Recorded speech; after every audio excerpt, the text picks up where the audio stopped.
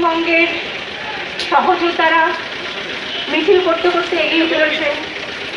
অত্যন্ত আনন্দের সঙ্গে বলি, আজকে আমাদের এই মিছিলে আছেন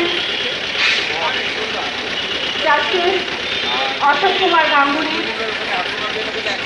বিধায়ক আব্দুল মান্নান, অভিনেতা ওয়াসিম কাপুর, চিত্র পরিচালক।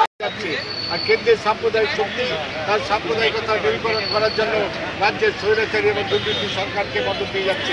এই ভয় শক্তি আমাদের সংঘবদ্ধভাবে লড়াই করতে হবে। সেফ ডেমোক্রেসি ফোরাম এবং আরও অনেক আজকে এই সংগঠনের সমস্ত পতাকা, রাজনৈতিক পতাকা না দিয়ে আজকে রাস্তায় নেমেছে প্রতিবাদে সামিল হচ্ছে। করার জন্য ঐক্যবদ্ধ হয়েছে। এই ভয় শক্তির বিরুদ্ধে আমাদের লড়াই চলছে এবং চলবে। সেফ ডেমোক্রেসির একটি দল যখন গিয়েছিল তখন সেই